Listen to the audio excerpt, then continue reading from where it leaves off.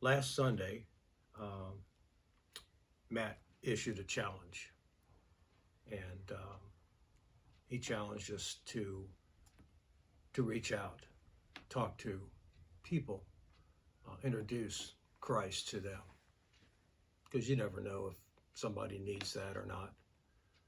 Um, and for me, this is something I've wanted to do a long time, and just never really made it happen. I've learned in my life that um, if your gut tells you something, it's usually God tugging, trying to lead you into something that's going to be good for you or for good for somebody else. So I know there's somebody in this room right now that needs to hear this story. I think that's why I'm doing this. I don't know for a fact, but God does. So this is my story um, of what used to be and what it turned out to be. I started drinking around 19, might have been 18. Teenagers are teenagers. They do what they think they can get away with, and I was a typical teenager. Except for me, I was very bashful, awkward all the time around people, even if I knew them. I just never really felt like I fitted in. So if they were drinking, I would drink just to fit in. And it didn't take me long to figure out that with the alcohol, the buzz that goes with it, kind of made me a little stronger. It made me a little less conscious of everything that I did. It made me more social, and I like that. So I continued doing it, and it wasn't long, maybe a few years, couple years. I realized that it wasn't just going out and having a few drinks with some guys on the weekends. It was me by myself drinking every single day. And I thought that something's wrong about this. I just need to stop this. I don't want to become an alcoholic or anything like that. So today's the day. I'll stop drinking today. Didn't happen. When I got off of work, a couple of beers.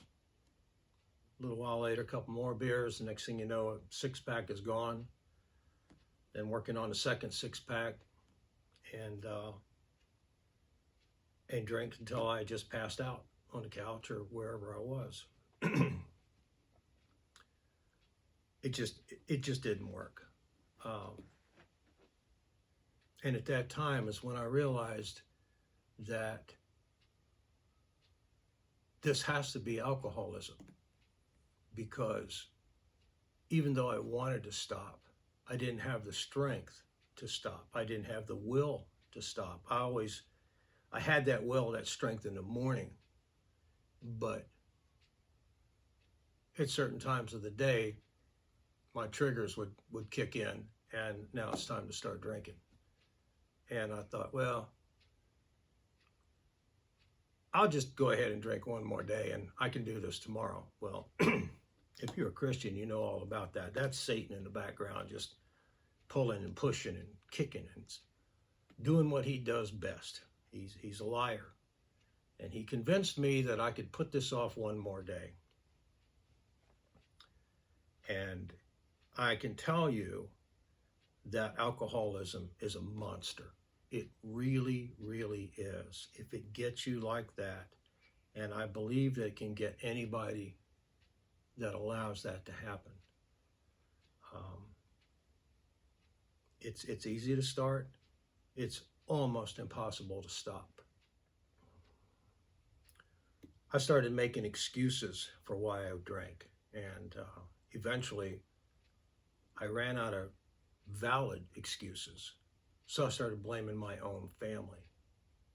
And that's hard to even think about that, but it's the truth. I felt like the pressure was making me do that.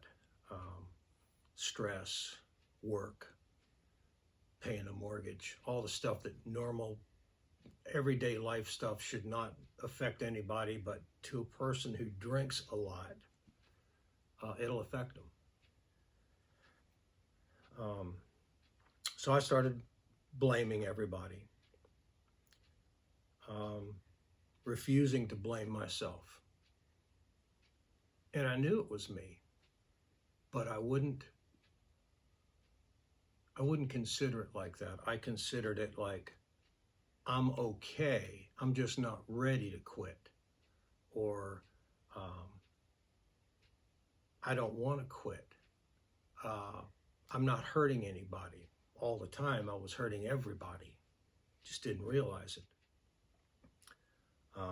Some days I'd start drinking at 7 o'clock in the morning, drink all day, drink all night, pass out on the couch. Nothing had changed for 15 years. It's hard to admit all this, believe me, but I felt the need to tell it. And drinking wasn't fun anymore. It started out being fun. And at that stage in my life, it started making me angry, real angry, because I realized my shortcomings, had to keep them to myself to avoid any persecution. So I started blaming everybody else for me having to be this way. That I had to keep it to myself. I couldn't get no help because I didn't dare admit it. So I started getting mad and madder and madder. It got so bad that my family could barely be around me. In fact, one time, had a big argument with Vicky, and the kids saw it, heard it. It was ugly, and I left out of the house. And I thought, well, I'll fix them. I'll just go stay in a hotel. While I was gone, they had a meeting, and they literally voted me out of the family. And I realized then that this had went as far as it could possibly go. I got to do something. I got to change. And I come back after a couple of weeks staying in a hotel, trying to figure out what I was going to say, what excuse I could find. Maybe find something that they did wrong so we can even this up a little bit. But when I got back, I was humbled, and I told them I was very, very sorry, and that I promised I would do better. And I did for almost 3 weeks. And then I thought, well, 3 weeks, that's pretty good. I ought to get a beer and celebrate. And this is not just my story. This is everybody's story that battles alcoholism. Find ways to celebrate, reward themselves. And all the time, Satan is sitting back in the corner laughing his tail off. He knows he's got you. There's nothing you can do about it. Nothing you will do about it. And he's home free.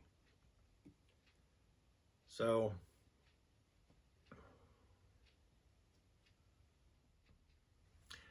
all of this basically gives you an idea of how serious my struggle was, and the things that I dealt with. And believe me, that stretched out over 20 some years, and probably 30 years.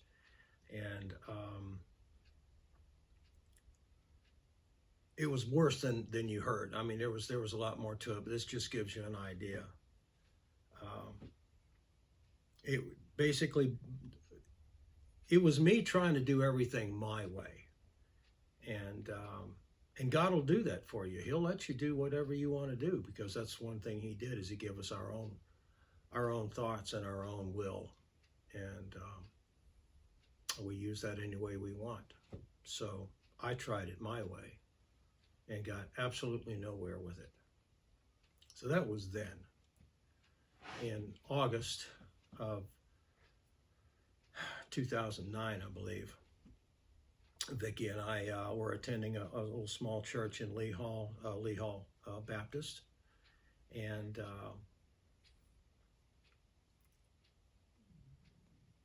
I got to know the pastor there pretty well. And I just had an idea one day, and I thought, I'm going to run this past the pastor, see what he thinks, and I would like to do something with the youth out there. They didn't have a youth person at all, and they had about 10, 11 kids that had no direction whatsoever. They tried to do a little Sunday school, but they didn't have anybody to spend some real time with them. So I build and fly our radio control airplanes. Most people here know that. So what I presented to him was that I would like to get a model, a kit, and take the kids aside and build this model. And in the meantime, I can put it on a computer. I had software and a controller and that, and I was going to teach them how to fly and how to build. So we worked it out. We'd switch tables halfway through the class, and I think the class was 2 hours long every Thursday. But I presented this to Marvin. Marvin Jackson was the pastor, and I presented that to him, and he was elated. And he said, absolutely.